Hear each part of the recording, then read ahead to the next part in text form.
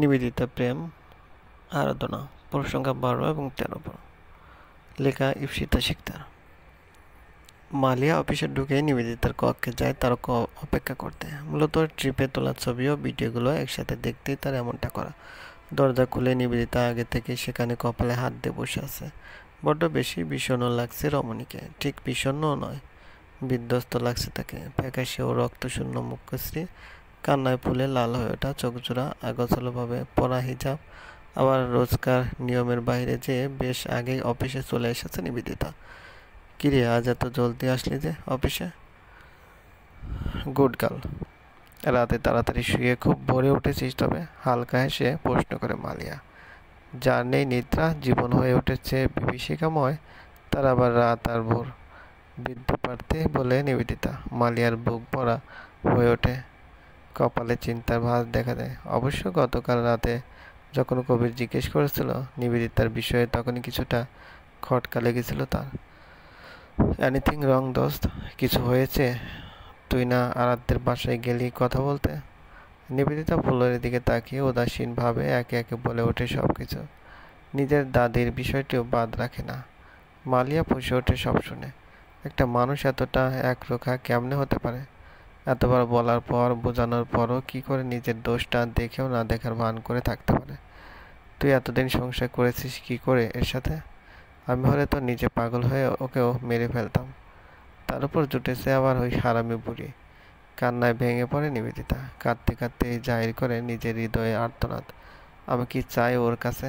টাকা পয়সা, হীরা মুক্তা বা কোনো মূল্যবান কিছু তো আমার চাওয়া নয়। সাধারণ একটা স্ত্রী সম্মানটুকু চাই আমি, যেভাবে আমার বাবা আমার মাকে সম্মান করে অতটুকু সম্মান চাই আমি। এতটুকু এ কি করতে পারে না আমার? বাড়িতেও শান্তি পাচ্ছি না, দাদির খোঁচা মারা, কথাবার্তা আর গালিগালাজ আমি পারছি আর নিতে এমন মানসিক যন্ত্রণা। ভেতরে ভেতরে মারা যাচ্ছি আমি। মালিয়া কেবিনের দরজা খোলা রেখেই ভেতরে প্রবেশ করেছিল তখন, তাই কক্ষের পাশ দিয়ে যাওয়ার সময় আব্রাহাম স্পষ্ট শুনতে পারে নিবেদিতার কান্না ও আকুতি।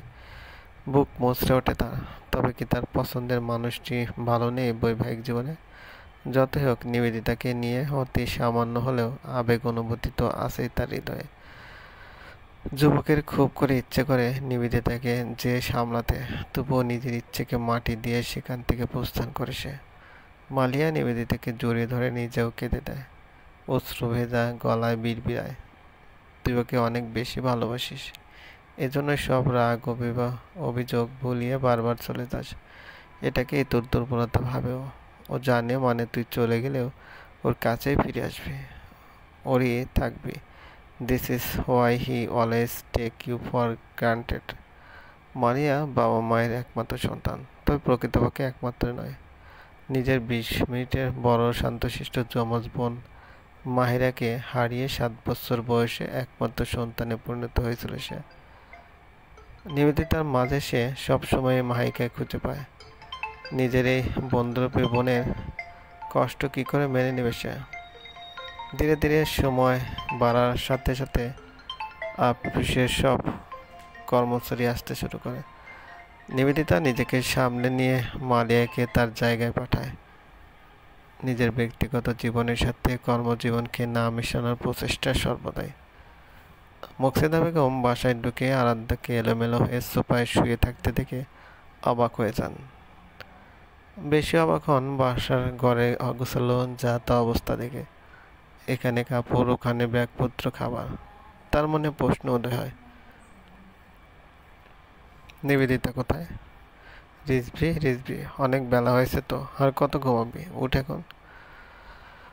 ছেলেকে ডাকতে ডাকতে তিনি জিনিসপত্র উঠিয়ে গোছাতে শুরু করেন। মধ্যবয়স্ক নারীদের অগোছালো ঘর বাড়ি কিছুতেই সহ্যকর নয়। একটু বাদেই রিজভি ঘুম থেকে জেগে উঠে বসে, চোখ টলতে টলতে মাকে উদ্দেশ্য করে জিজ্ঞেস করে, আমাকে বললে আমি তো নিয়ে আসতে পারতাম, তুমি একা আসতে গেলে কেন? কখন? আমি কি বাচ্চা নাকি একাই আসতে পারি? তুই বল নিবেদিতা কোথায়, আর ঘরের এই অবস্থা কেন? আরাধ্য বিব্রত হয়ে পড়ে। কি উত্তর দেবে ভেবে পাচ্ছে না সে। একবার নিজেরও নিবেদিতার ব্যক্তিগত ব্যাপারে মাকে জড়িয়েছে সে, আবার তা করতে চাচ্ছে না। ও তো অফিসে গেছে, আমার দেরি হচ্ছে, আমি গোসলে গেলাম। কোনো রকম উত্তর দিয়ে বড় বড় পা ফেলে সেখান থেকে পালায় আরাধ্য। মুকসিদা বেগম হতাশ হন। ছেলেকে নিজে আগলে বড় করেছেন, তবু বাবার বাতাস যে কি করে গায়ে লাগলো তা ভেবে পান না। তিক্ত নিজেই যেখানে এই যন্ত্রণা ভোগ করেছেন, নিবেদিতাকে কি বোঝাবেন? আর কতবারই বা বোঝাবেন? ছেলের সামনে স্বামী ছোট হয়ে যাবে বলে ছেলেকেও কিছু বলতে পারেন না। আরাধ্য অফিসে যাওয়ার জন্য খুব আয়েশ করে তৈরি হয়। প্রমোশনের পর আজ তার প্রথম দিন অফিসে। সকল কর্মচারী সিনিয়র হিসেবে পা রাখবে সে। ভাবতে উত্তেজনা খেলা করছে মনে। নিবেদিতাকে নিয়ে বর্তমানে তার মনে কোনো আক্ষেপ বা চিন্তা নেই। যুবক পূর্ববর্তী ঘটনাগুলোর সাপেক্ষে ভেবে নিয়েছে যতই যাই হোক, নিবেদিতা তার সাথে রাগ করে থাকতে পারবে না। তবে অফিসে যাওয়ার উদ্দেশ্যে গাড়ি স্টার্ট করার আগে নিবেদিতাকে 2 বাক্যের একটা টেক্সট পাঠাইছে। অভিনন্দন মিসেস নিবেদিতা, আপনার স্বামী এখন এমডি আর আপনি এমডি এর ওয়াইফ। লাঞ্চ আওয়ার রেস্টুরেন্টে বসে খেতে খেতে অ্যানা গোমেজের দেওয়া নতুন প্রজেক্টের সম্পর্কে আলোচনা করছে নিবেদিতা, মালিয়া ও আব্রাহাম। বর্তমানে আব্রাহামের সবচেয়ে বিশ্বস্ত 2জন কর্মচারী ও প্রজেক্ট হেড তারাই। আলোচনার সময় নিবেদিতার ফোন শব্দ করে ওঠে। নিবেদিতার লজ্জা জড়িত হাসি দিয়ে এক্সকিউজ মি বলে ফোন হাতে নেয়। হয়তো নরম মনা কোনো নারী হলে বা তাদের সম্পর্কে পুরোপুরি স্বাভাবিক হলে নিবেদিতা বিজয়ীর ন্যায় আনন্দ পেতে আজ কিংবা আনন্দ কেঁদে দিত। নিবেদিতারও চোখে অশ্রু চলে আসে, তবে আনন্দ নয়, কষ্ট, উপেক্ষিত হওয়ার কষ্টে। প্রেমিক বা প্রিয়তম থেকে কতক্ষণ উপেক্ষা করে সহ্য করতে পারে একজন নারী? নিবেদিতারও সহ্যের বাঁধ ভেঙে যাচ্ছে। ভালোবাসার নদের উপর তিক্ততার বালি পড়ছে। খুব শীঘ্রই কি তবে মৃত্যু হতে চলেছে তার ভালোবাসার নদের? নিবেদিতার কান্না খেয়াল করে আব্রাহাম ও মালিয়া উভয়ই। মালিয়া উদ্বিগ্ন কণ্ঠে প্রশ্ন করে, তুমি ঠিক আছিস দোস্ত? আব্রাহাম চুপ থাকে যাতে রমণী বিব্রত না হয়। আগে থেকে মানসিকভাবে ক্ষত বিক্ষত থাকায় এই সামান্য আঘাতে নিবেদিতা মানসিকভাবে খুব বেশি ভেঙে পড়ে। তার একে একে মনে পড়ে যাচ্ছে সব তিক্ততার স্মৃতি, দাদির সকল তিক্ত বাণী। রমণী সেখানে কেঁদে দেয়। মাথা ঘোরাচ্ছে তার। ব্যক্তিত্ব সম্পন্ন যে মেয়েটি আপনজন ব্যতীত কারোর সম্মুখে কাঁদেনি, সে পুরো রেস্টুরেন্ট ভর্তি মানুষের সম্মুখে কাঁদতে কাঁদতে অস্থির হয়ে যাচ্ছে। মালিয়া ও আব্রাহাম বহু চেষ্টার পরও তাকে শান্ত করতে ব্যর্থ হয়।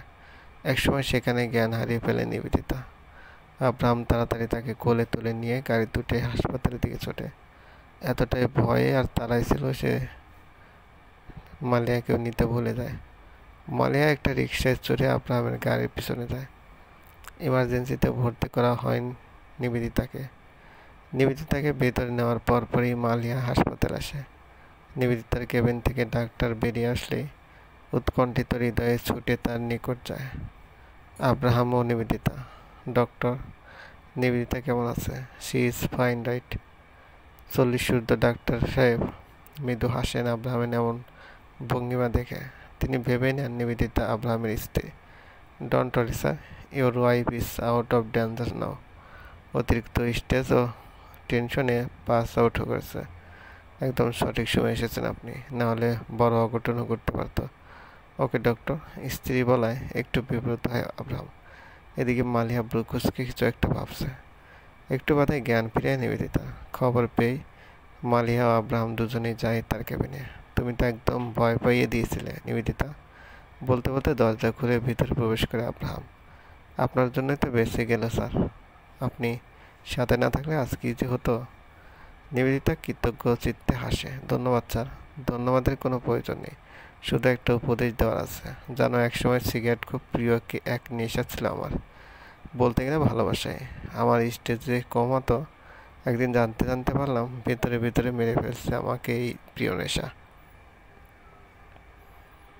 তাই বিভীষিকাময় এই আপন জিনিসটাকে পর করে দিয়েছিলাম, মুক্ত করেছিলাম নিজেকে তার বেড়াজাল থেকে।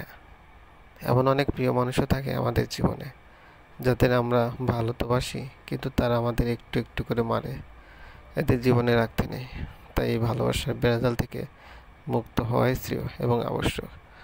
ভাববে না আমি তোমার ব্যক্তিগত বিষয়ে দখলদারি করছি। আমি শুধু নিজের অভিব্যক্তি প্রকাশ করলাম। নিবেদিতা চুপ করে থাকে, উত্তর দেয় না।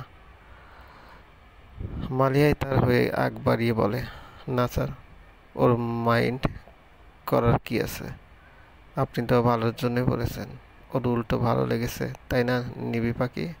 নিবেদিতা চোখের ইশারায় সায় জানায়। আচ্ছা, বিকেলে আমার ফার্ম হাউসের ছোট্ট একটা গেট টুগেদার আছে। গ্রামের দিকে তোমরা চলো, ভালো লাগবে। স্ট্রেস হবে, খোলামেলা পরিবেশ। নিবেদিতা না করতেই যাচ্ছিল, কিন্তু তার আগেই মালিয়া হ্যাঁ বলে দেয়। সাথে ও জানায় যে তাদের সাথে কবিরও থাকবে।